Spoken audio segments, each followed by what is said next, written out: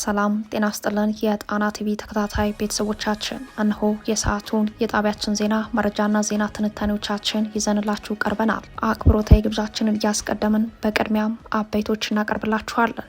በወሎ ቤት አማራ ሸዋና ጎንደር ጠንካራ አውደ ውጊያዎች ውለዋል። በተለይም በወሎ ቤት አማራ በወልዲያ ዙሪያ መርጦ፣ መቻሪ፣ ጊራና ቀጠናዎች የፋኖ ኃይሎች ማጥቃት ሰንዝረዋል። በምዕራብ ወሎ አዳዲስ የውጊያ ግንባሮች መከፈታቸው ታውቋል። ዝርዝር የግንባር መረጃዎቹ ቀጥታ ከግንባር ይቀርባሉ።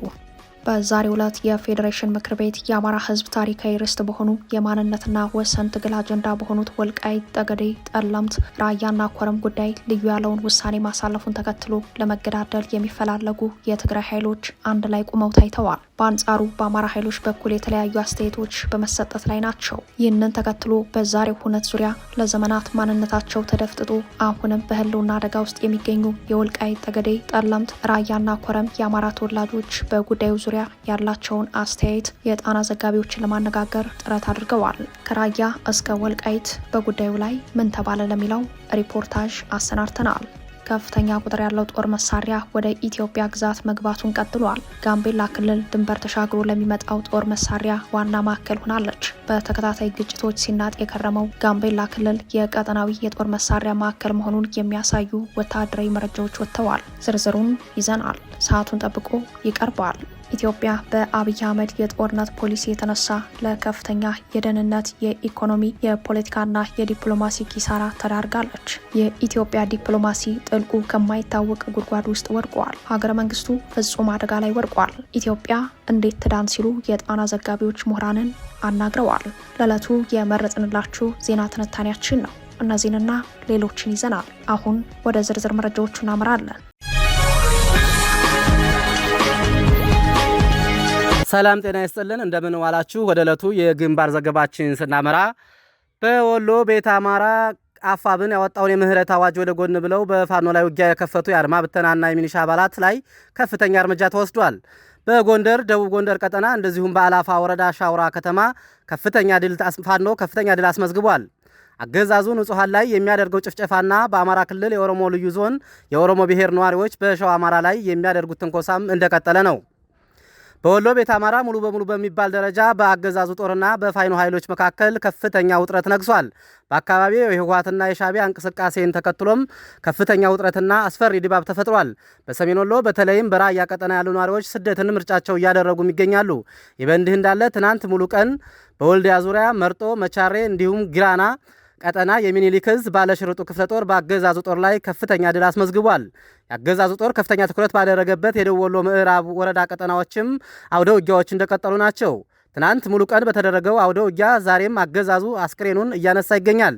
በመካነ ሰላም ከተማ አቅራቢያ ሙዴላላ ከተማ እንደዚሁም በገነቴ ከተማ አቅራቢያ ቡሶ እንደዚሁም በለጩማ በተባሉ ቦታዎች ላይ የራሳሊ ንጉስ ሚካኤል ኮር ከተለያዩ ክፍለ ጦሮች ማለትም ከአባናደው ሳጅን አደማሪ ክፍለ ጦር አራተኛ ሻለቃ ከኢንጂነር ደሳሌ ክፍለ ጦር እንደዚሁም ከአማራ ሳይንት መቅደላ ክፍለ ጦር አትሮንስ ብርጌድ እና ታቦር ተራራ ብርጌድ በጋራ በፈጸሙት ከበባ አገዛዙ ከፍተኛ ኪሳራ ደርሶበታል።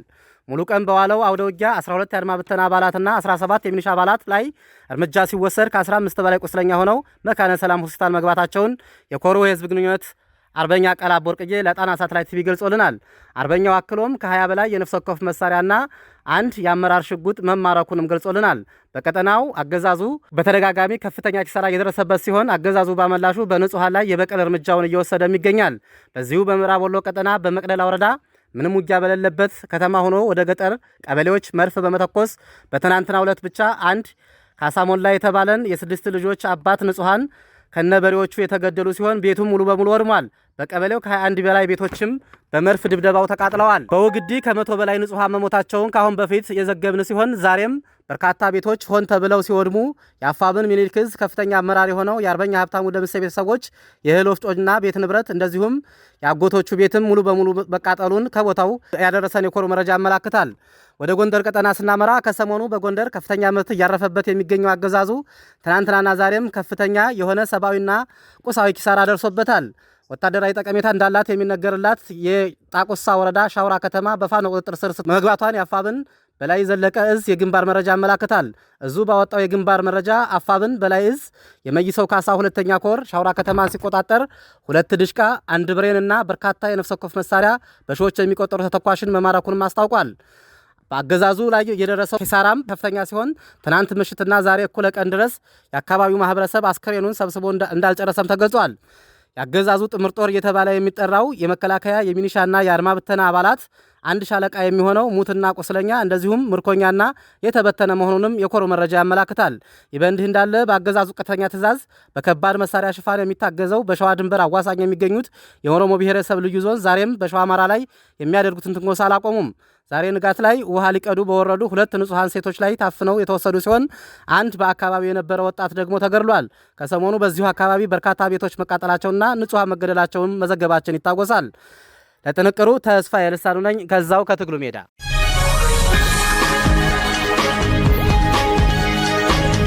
በዛሬው ዕለት የፌዴሬሽን ምክር ቤት የአማራ ሕዝብ ታሪካዊ ርስት በሆኑ የማንነትና ወሰን ትግል አጀንዳ በሆኑት ወልቃይት ጠገዴ፣ ጠለምት፣ ራያና ኮረም ጉዳይ ልዩ ውሳኔ ማሳለፉን የኢትዮጵያ ብሔራዊ ምርጫ ቦርድ አስታውቋል። ምክር ቤቱ ለቦርዱ በላከው ደብዳቤ መሰረት የሁመራ፣ አዲ ረመጥ፣ ኮረም አፍላ፣ ጠለምትና ራያ አላማጣ የሚገኙ የምርጫ ክልሎች ከትግራይ ክልል ውጭ ሆነው ለብቻቸው ለሕዝብ ተወካዮች ምክር ቤት ምርጫ እንዲደረግ መወሰኑን ቦርዱ ገልጸዋል። በእነዚህ አካባቢዎች የሚኖሩ ዜጎች ለሕዝብ ተወካዮች ምክር ቤት ብቻ በቀጥታ ድምጽ እንዲሰጡ ይደረጋል የሚለው ልዩ ውሳኔ የዕለቱ አጀንዳ ሆኗል። በጉዳዩ ላይ በተለያየ ጎራ የቆሙት የትግራይ ተፋላሚ ኃይሎች አንድ አይነት ድምጽ ሲያሰሙ ታይተዋል። የትግራይ ጊዜ አስተዳደር ስምረት ፓርቲ፣ አረና ፓርቲና ሌሎች ጽንፍና ጽንፍ ቁመው የሚታዩ የትግራይ ኃይሎች በአማራ ታሪካዊ ርስቶች ላይ አንድ አይነት አቋም ይዘው መታየታቸው ብዙዎችን እያነጋገረ ይገኛል። አቶ ጌታቸው ረዳ በፕሬዝዳንትነት የሚመሩት ስምረት ፓርቲ የፌዴሬሽን ምክር ቤት በምርጫ ክልሎች ላይ ያስተላለፈው ውሳኔ የማስተካከያ እርምጃ ካልተወሰደ በምርጫ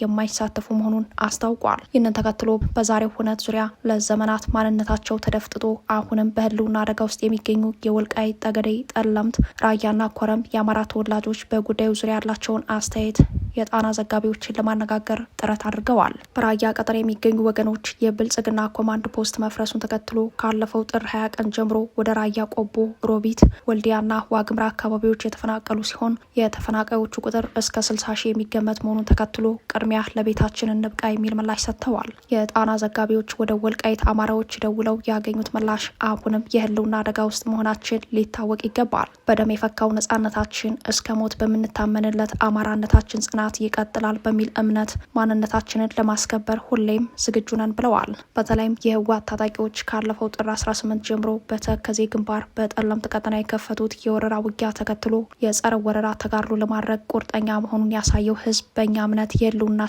ዋስትና አማራዊ አንድነታችን ነው። ከውሳኔው በላይ የአማራ ህዝብ አንድነት፣ የፍትህ ወዳድ ኢትዮጵያውያን ድጋፍ ስላለን በጽናት መታገላችን እንቀጥላለን ብለዋል። ወልቃይት ጠገዴና ጠለምት አማራዎች የጋራ ድምጽ ከቅኝ ግዛት በከፋ ጭቆናና የጅምላ ፍጅት 40 የስቃይ ዓመታትን አሳልፈን ከዚህ በኋላ በእኛ ማንነት ላይ ማንም ሊወስን አይችልም የሚል እንደሆነ በተናጠል ምላሾቻቸው ላይ ተመላክተዋል። በእጃችን የገባው ነጻነት ዋጋ ተከፍሎበታል። የአማራ ህዝብ የትግል አደራ አለብን። የሰማዕታቱን የትግል አደራ አሳልፈን አንጥልም ሲሉ የሚደመጡት የማንነት ታጋዮቹ የትውልድና የታሪክ ጥያቄያችንን ለመቀልበስ የሚደረጉ ማናቸውንም የኃይልና የፖለቲካ ሴራዎች አንቀበልም ብለዋል። ህጋዊና ፍትሐዊ የማንነት ትግል የትም ቦታ ተሸንፎ እንደማያውቅ ዛሬም በጽናት ቁመን በማሳየት ላይ ነን ሲሉም የትግል ዓላማቸውን አስረድተዋል። በተለይም በወልቃይት ጠገዴ፣ ጠለምት ዙሪያ የሚሰሩ የአማራ ምሁራን መማክርቱ አባላት ከሁሉ አስቀድሞ የአማራ ህዝብ ለዘመናት ዋጋ የከፈለበት ጥያቄው መልስ ያስፈልገዋል የሚል አቋም ህዝባዊ ቅርጽ እንዲይዝ በማድረግ አበክረው በመስራት ላይ ይገኛሉ።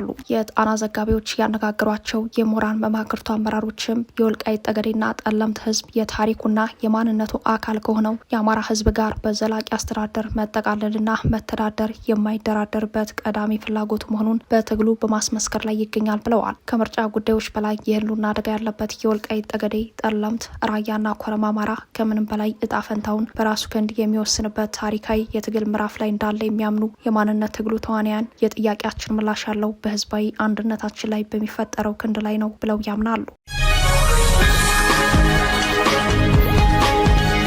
የኢትዮጵያ ሀገረ መንግስት አደጋ ላይ ነው፣ መዳኛው መንገድም ሀገራዊ የትግል አንድነት ነው ሲሉ ምሁራን ጥሪ ያቀረቡ። ኢትዮጵያ በሁሉም መስኩ የገባችበት አጣብቂኝ ወደ ፍርሰት ጠርዝ ገፍቷታል ሲሉ ከጣቢያችን ጋር ቆይታ ያደረጉ ምሁራን ገልጸዋል። ምሁራኑ እንዳሉት ኢትዮጵያ በአብይ አህመድ የጦርነት ፖሊሲ የተነሳ ለከፍተኛ የደህንነት፣ የኢኮኖሚ፣ የፖለቲካና የዲፕሎማሲ ኪሳራ ተዳርጋለች። የኢትዮጵያን ዲፕሎማሲ ጥልቁ ከማይታወቅ ጉድጓድ ውስጥ ወድቋል ሲሉ የኪሳራውን ደረጃ ገልጸውታል። ከጣቢያችን ጋር ቆይታ ያደረጉ ምሁራን እንደገለጹት ኢትዮጵያ በሁሉም መስኩ የገባችበት አጣብቂኝ ወደ ፍርሰት ጠርዝ ገፍቷታል ያሉ ሲሆን ለዚህ ጥልቅ ኪሳራ መነሻውን የአብይ አህመድ የጦርነት ፖሊሲ እንደሆነም አብራርተዋል። የጦርነት ፖሊሲ ባለቤቱ አብይ አህመድ ለቤተ መንግስት ግንባታ፣ ለፓርኮች፣ ለሎጆችና ለኮሪደር ልማት የሚያጠፉትን ገንዘብ ለማግኘትና ስልጣናቸውን በጉልበት ለማስጠበቅ የሚጠቀሙበትን የጦር መሳሪያ ለማግኘት ሲሉ ኢትዮጵያን የምታክል ትልቅ ሀገር የተባበሩት አረብ ኤምሬትስ የምትባል ትንሽ ሀገር ጫማ ስር እንድትወድቅ አድርገዋታል ሲሉ ተችተዋል። ኤምሬቶች ለአብይ አህመድ እየሰጠች ያለው ያልተቋረጠ የገንዘብና የጦር መሳሪያ ድጋፍ በአፍሪካ ቀንድ ላይ ያላትን ፍላጎት ማስፈጸሚያ ጥሎች ተደርጎ ይታያል ያሉት ምሁራን ኢትዮጵያ በዚህ ሰዓት የምትዘወረው በውጭ ኃይሎች ፍላጎት እንደሆነ አስረድተዋል። ኤምሬቶች በአፍሪካ ቀንድ ላይ ያላት ፖሊሲ የቀጠናውን የተፈጥሮ ሀብት ማዕድን፣ ወርቅ፣ የውሃና የእርሻ ሀብት በተለይም የኢትዮ ሱዳን ድንበርን ለረጅም ዓመታት በራሷ ቁጥጥር ስር መዋል ሲሆን በወደብ አስተዳደር ስም የቀይ ባህር ጂኦፖለቲካና ኢኮኖሚ ተዋናይ የመሆን ከፍተኛ ጉጉት እንዳላት ምሁራኑ አስረድተዋል። ምሁራኑ አክለውም ለዚህ ፍላጎቶቿ በየሀገራቱ እነዚህን የውጭ ጉዳይ ፖሊሲዎቿን የሚያስፈጽሙላት ለብሔራዊ ጥቅሟ ተገዥ የሆኑ ተንበርካኪ ገዢዎችን በመፍጠር ላይ ነች ያሉ ሲሆን ለአፍሪካ ቀንድ ዋነኛ ወኪሏ አብይ አህመድ መሆናቸውን አስረድተዋል። የኤምሬቶች ፍላጎት ስር የወደቀው የአብይ አህመድ የጎረቤት ሀገራት ጣልቃ ገብነትና የውክልና ጦርነት ተሳትፎ ኢትዮጵያን ከቀጠናው ነጥሏታል የሚሉት ምሁራን በሱዳን፣ በሶማሊያ አሁን ደግሞ በኤርትራ ጉዳይ ጣልቃ ገብነትና ትንኮሳን ያለሙ እንቅስቃሴዎች በማድረግ ላይ ካሉ አብይ አህመድ ጀርባ እጇ ረዝሞ ይታያል ብለዋል። በሱዳን የእርስ በርስ ግጭት ውስጥ እጃቸውን ያስገቡት አብይ አህመድ ይህ የጣልቃ ገብነት ተሳትፏቸው በኤምሬቶች ፍላጎት የመጣ መሆኑን ይህንን ለማሳካትም በኢትዮጵያ ግዛት ላይ ለተፋላሚ ኃይሉ ወታደራዊ ካምፕ እንዲገነባ፣ ቅጥረኛ ተዋጊዎች በኢትዮጵያ እንዲመለመሉ እስከ ማስተባበር የደረሰ እንደሆነ አስረድተዋል። አብይ አህመድ የኤምሬቶች ተላላኪ በመሆን በሱዳን የውስጥ ጉዳይ ገብተው ጦርነቱን ማስፋታቸውን በአልቡርሃን ኃይል ብቻ ሳይሆን ኢትዮጵያ የልብ ወዳጃችን ናት በሚለው የሱዳን ሕዝብ ስሜት ላይ ትልቅ ጉዳት አድርሷል የሚሉት ምሁራን ኢትዮጵያ በአብይ አህመድ የጦርነት ፖሊሲ የተነሳ ከጎረቤቶቿ እንደተነጠለች አስረድተዋል። የብልጽግናው መሪ የደህንነትና የመከላከያ ተቋሙ ከገጽታ ግንባታ በስተቀር የሚጨበጥ አቅም እንደሌለው በመታየት ላይ ነው የሚሉት ምሁራን ሀገራዊ ኢኮኖሚ ወድቋል፣ ፖለቲካው መስከናቅቶት በአራቱ ማዕዘን ጠመንጃ ያነሱ ኃይሎች ስርዓቱን የሚገዳደሩበት ሁኔታ መፈጠሩ የኢትዮጵያን ሀገረ መንግስት ፍጹም አደጋ ላይ ጥሎታል ብለዋል። አብይ አህመድ እጃቸው ላይ ኢትዮጵያን እየበተኗት ነው ሲሉ ያስረዱት ምሁራን አሁን ደግሞ ከኤርትራ ጋር ወደ ግጭት ለማምራት የጦርነት ዝግጅት ላይ መሆናቸው እብደት ነው ሲሉ ድርጊቱን ኮንነዋል። በተለይም የኢትዮጵያ የጀርባ አጥንት በመሆን ህልውናዋን በማስከበር ከፍተኛ መስዋዕትነት ሲከፍል የኖረው የአማራ ህዝብ የራሱ ህልውና አደጋ ላይ ወድቆበት ህልውናውን ለማስከበር ከፍተኛ ተጋድሎ እያደረገና የአብይ አህመድን ሰራዊት ባሽመደመደበት ሁኔታ በኢትዮጵያ ስም ሉዓላዊ ሀገር ከሆነችው ኤርትራ ጋር የሚደረግ ጦርነት አንድም ህዝብ ደጋፊ እንደማይኖረው ሊታወቅ ይገባል ብለዋል። ይልቁንም የደህንነት፣ የኢኮኖሚ፣ የፖለቲካና የዲፕሎማሲ ኪሳራ ላይ ያለችውን ኢትዮጵያን ሀገረ መንግስቱን ከጨርሶ ፍርሰት ለመታደግ መላ ኢትዮጵያውያን በአንድነት የጸረ አብይ አህመድ ትግሉን እንዲቀላቀሉ ጥሪያቸውን አቅርበዋል። የኢትዮጵያን ሀገረ መንግስት አደጋ ላይ ነው ሲሉ ያስረዱት ምሁራን መዳኛው መንገድ ሀገራዊ የትግል አንድነት እንደሆነ አስረድተዋል።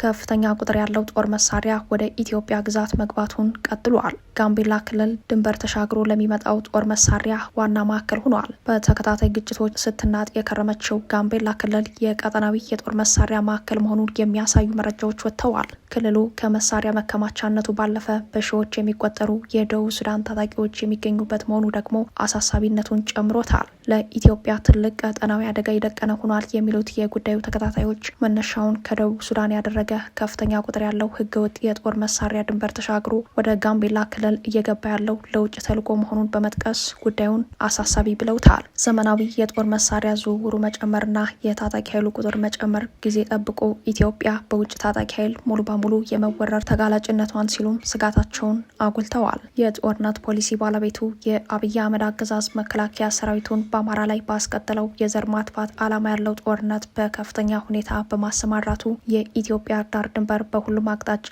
እንዲደፈር አድርጎታል። በጋምቤላ የደቡብ ሱዳን ታጣቂዎች በቤንሻንጉል የሱዳን የውክልና ጦርነት ተስቦ እየገባ መሆኑን የሚጠቁሙት ምንጮች በግድቡ አቅጣጫ የድንበር ላይ ጥቃቶች መበራከትና ለኤምሬትስ የተሰጠው የጦር ሰፈር ኢትዮጵያን ቀጠናዊ የውክልና ጦርነቱ አካል እንዳደረጋት አስግተዋል። በጋምቤላ በኩል የተከፈተው በርም ለኢትዮጵያ ትልቅ አደጋ አዋልዷል የሚሉት የመረጃው ምንጮች የደቡብ ሱዳን ወታደራዊ ባለስልጣናትና የኢትዮጵያን ድንበር በተደጋጋሚ ጥሰው በመግባት ጥቃት የሚፈጽሙት የደቡብ ሱዳን ታጣቂዎች የጦር መሳሪያ በማስተላለፍ ሂደቱ ይሳተፋሉ ብለዋል። የተጠቀሱት የህገወጥ ጦር መሳሪያ አስተላላፊዎች ኢትዮጵያንና ደቡብ ሱዳንን በሚያዋስነው ድንበር አቅራቢያ እንደሚከናወን የህገወጥ ጦር መሳሪያ ሁነኛ ማስተላለፊያ መስመሩም በኢትዮጵያ መሬት ላይ መሆኑን አስረድተዋል። ከደቡብ ሱዳን የተነሳ ህገወጥ የጦር መሳሪያ እየገባበት በሚገኘው ጋምቤላ ክልል ባለፈው ህዳር ወር የሰብአዊና ቁሳዊ ውድመትን ያስከተለ ግጭት መቀስቀሱ ይታወሳል። በግጭቱ የጋምቤላ ከተማ ፖሊስ አዛዥን ጨምሮ በርካታ የመንግስት ጸጥታ ኃይሎች ኢመደበኛ ታጣቂዎችና ንጹሐን ሰዎች ሰለባ ሆነዋል። በተለይም ንጹሐን ሟቾች ቁጥራቸው ከ130 በላይ እንደሚሻገር ከ200 በላይ መሆናቸውን በማስታወስ ግጭቱ ቀጣይነት ሊኖረው እንደሚችል አስረድተዋል። ዋና ከተማዋን ጨምሮ በጋምቤላ ክልል የተለያዩ አካባቢዎች በተደጋጋሚ በሚከሰቱ የጸጥታ ችግሮች ላይ የክልሉ መንግስት የጸጥታ መዋቅር አባላት ተሳታፊ ናቸው ተብለው ይጠረጠራሉ። ይህንን ተከትሎ የክልሉ የአድማ ብተናና የመደበኛ ፖሊስ አባላት የታጠቁትን የጦር መሳሪያ በጥር ወር 2018 ዓ.ም ገቢ እንዲያደርጉ ከክልሉ መንግስት ማሳሰቢያ መተላለፉ ይታወሳል። በኢትዮጵያና ደቡብ ሱዳን በሚኖሩት የአኝዋክና ኑዌር ጎሳዎች መካከል ባለው ውጥረት ሳቢያ በጋምቤላ ክልል ተደጋጋሚ ግጭቶች ሲከሰቱ ቆይተዋል። ከደቡብ ሱዳን ተነስቶ ወደ ጋምቤላ የሚተላለፈው ህገወጥ ጦር መሳሪያ ዝውውር እስከ ኦሮሚያና ቤንሻንጉል እንዲሁም እስከ አዲስ አበባና አጠቃላይ መሀል ኢትዮጵያ ድረስ የተዘረጋ ዓላማ ቢኖረውም በዋናነት ከጋምቤላው ግጭት ጋር ይገናኛል። በጋምቤላ ክልል ባሳለፍነው ህዳር ወር ተቀስቅሶ እስከ ታህሳስ ወር ቀጥሎ በነበረውና የበርካቶችን ህይወት በቀጠፈው ግጭት ተሳትፏል የተባሉት የደቡብ ሱዳን ታጣቂዎች አሁንም ድረስ በክልሉ የተለያዩ አካባቢዎች ይንቀሳቀሳሉ። በትንሹ 2000ና ከዚያ በላይ የውጭ ታጣቂዎች በክልሉ ይገኛሉ። ከደቡብ ሱዳን ተነስቶ ወደ ጋምቤላ ክልል የሚገባው መጠነ ሰፊ የጦር መሳሪያም እነዚህን የውጭ ታጣቂዎች ተደራሽ ለማድረግ ያለመ መሆኑ ግማሽ ሚሊዮን የሚጠጋ ስደተኛ በውስጧ ባለው ጋምቤላ ነገዋን አስፈሪ አድርጎታል።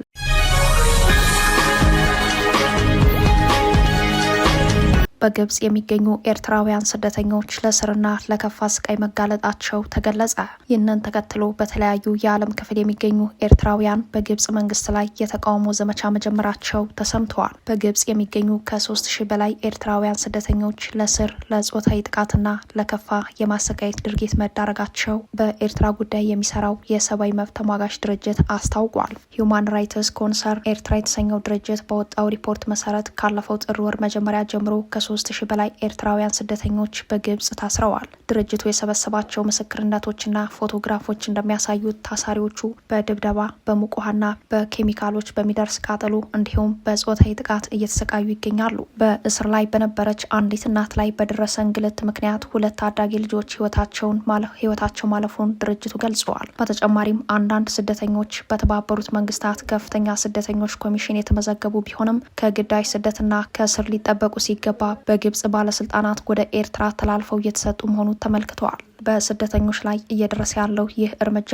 የካይሮና የአስመራ ባለስልጣናት ከ4 ኪሎ ገዢ ጋር ባላቸው አለመግባባት ምክንያት ዲፕሎማሲያዊ ግንኙነታቸውን እያጠናከሩ በመጡበት ወቅት የተከሰተ መሆኑ አጀንዳውን የተለየ አድርጎታል። ግብጽ የኢትዮጵያ ታላቁ የህዳሴ ግድብ በውሃ ዋስትናዋ ላይ የህልውና ስጋት ደቅኖብኛል በሚል ስትወነጀል፣ ኤርትራ በበኩሏ የብልጽግናውን ገዢ በሉዓላዊነቴ ላይ አደጋ ደቅኗል የሚል ስጋት አላት። ሂዩማን ራይትስ ኮንሰርን ኤርትራ የተባበሩት መንግስታት ድርጅት ስደተኛውን ወደ ኤርትራ አሳልፎ የመስጠቱን ሂደት በአስቸኳይ እንዲያስቆም ጥሪ ያቀረበ ሲሆን ግብጽም በዓለም አቀፍ የስደተኞች ህግ መሰረት ግዴታዋን እንድትወጣ አሳስቧል። የድርጅቱን መግለጫ ተከትሎ በተለያዩ የዓለም ክፍሎች የሚገኙ ኤርትራውያን በግብጽ መንግስት ላይ ተቃውሞ በማሰማት ላይ ሲሆኑ ተቃውሟቸውን በአረበኛና በእንግሊዝኛ ቋንቋዎች በማስተላለፍ ላይ ናቸው።